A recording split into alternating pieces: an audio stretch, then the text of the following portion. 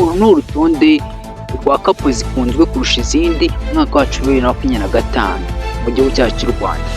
Uyu munsi tugiye kuzibabwira duhereye ku ya 10 tuzamuka paka tugeze ku ya mbere. Biragusaba gukanda subscribe kugira ngo ukomeze ujye mu muryango wacu mugari. Ni byiza kugera ahantu bwa mbere ukibuka gukanda subscribe kugira ngo ugendane nabo ubumwe mu muryango wabo. Ese uribaza ngo muri top 10 twabazaniye bande?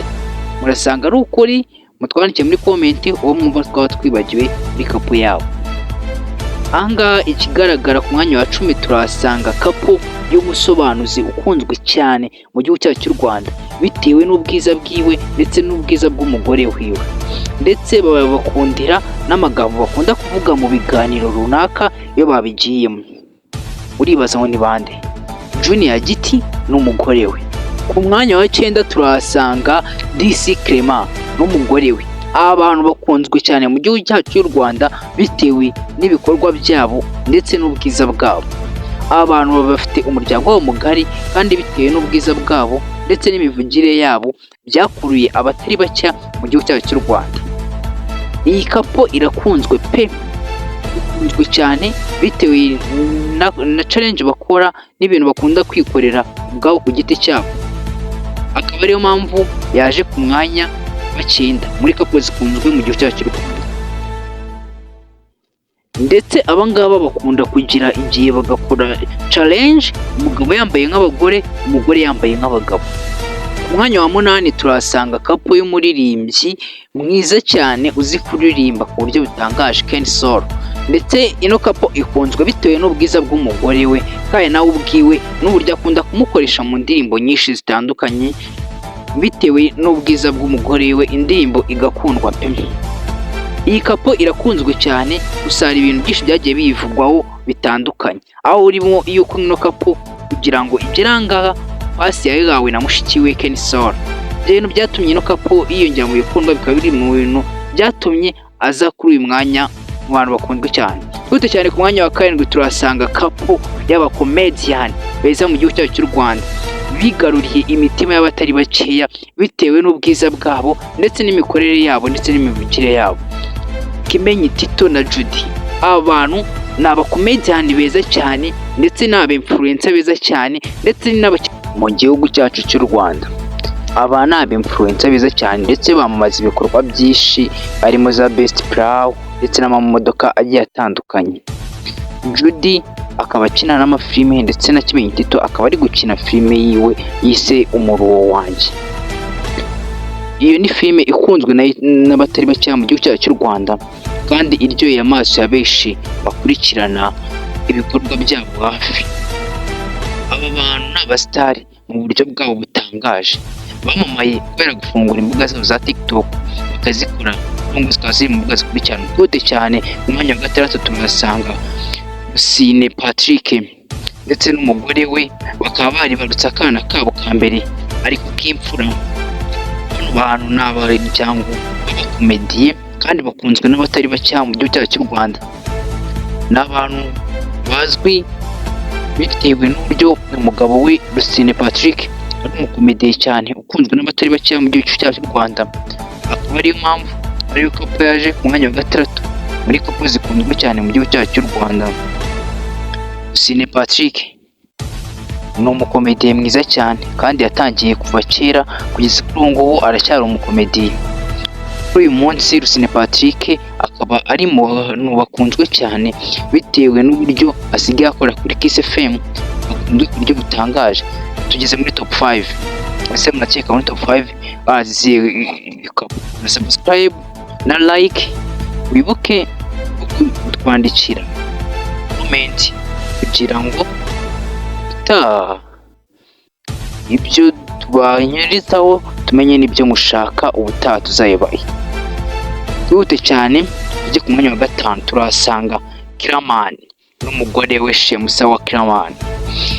Iyi ni kapo ikunzwe n'abatari bacya mu gihugu cyacu cy'u Rwanda bitewe n'uburyo iteye ndetse n'uburyo bwo cyane mu bintu bigikomeye cyane muri industry yacu. Kiramani ni umupapa watangiye ari umukomediye, gusa akaba akina mu film gusa nayo arimo na komedi.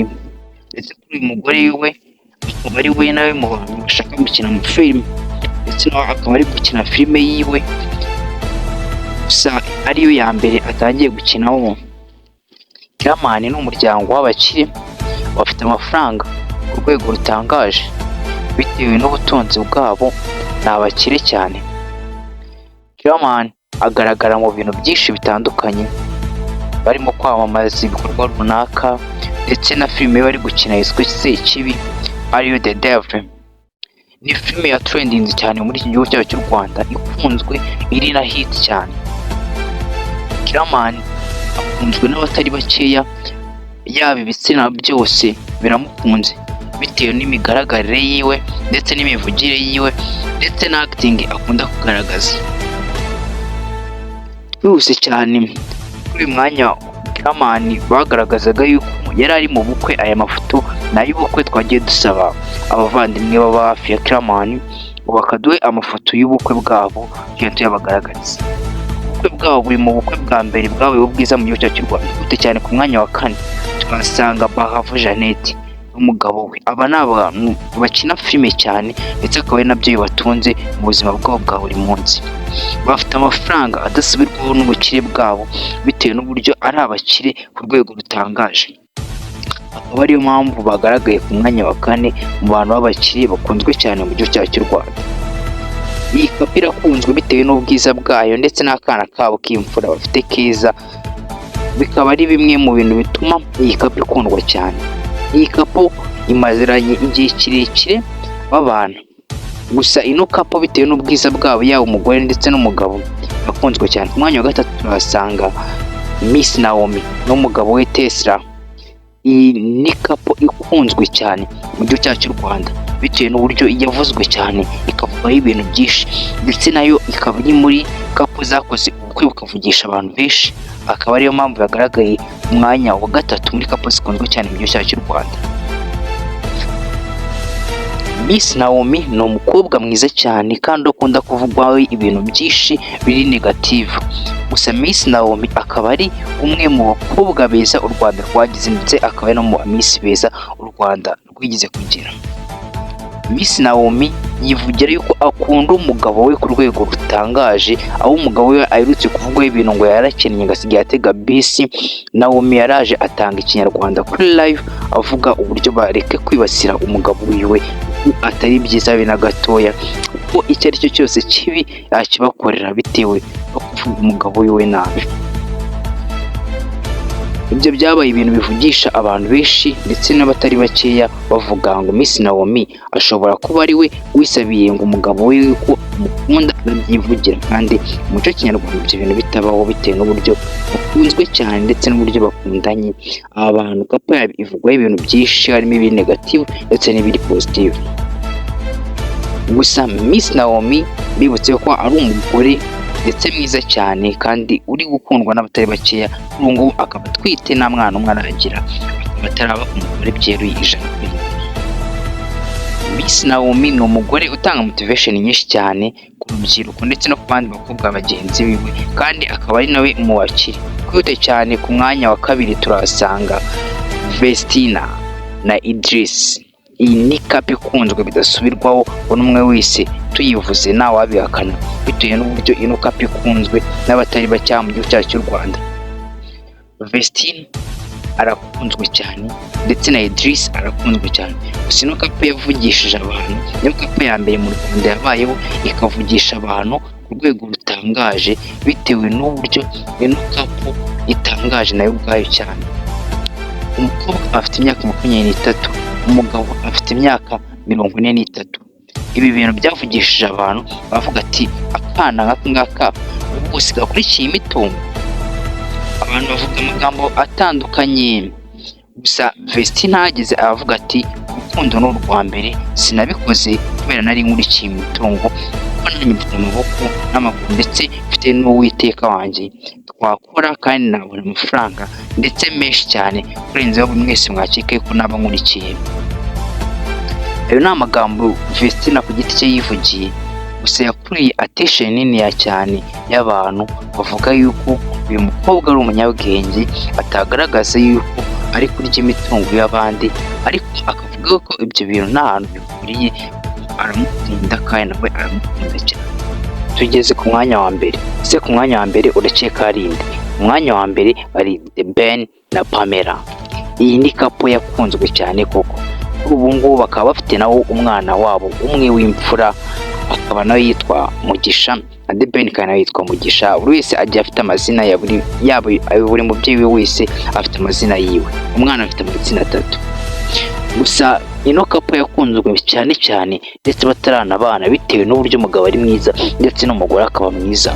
Byakuriye abantu benshi cyane, abantu bose bifuza ati nshaka kuzagira umugore nka Pamela, ariko abantu bavuga ndetse The Ben akagaragaza yuko akunda Pamela cyane.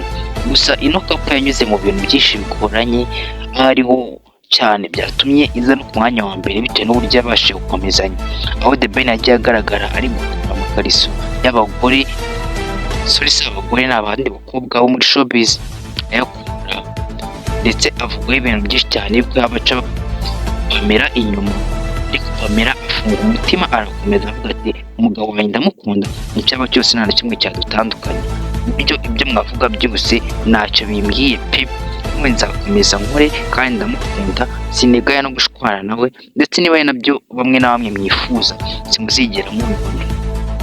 Pamela ni umukobwa w'imiterere myiza, wabayeho na Miss ndetse w'u Rwanda, yarakunzwe cyane mu bakobwa bagiye baba Miss mu gihugu cyacu cy'u Rwanda. Ese urumva na top 10 wayiguriye neza ko wabyifuzaga cyangwa wikunze kurusha uko twari twapanze? Wibuke Rwanda like dushingiye n'igitekerezo kuri base Rwanda, iyo dukomeza tubane umunsi ku wundi, turabakunda cyane. Hasta la vista.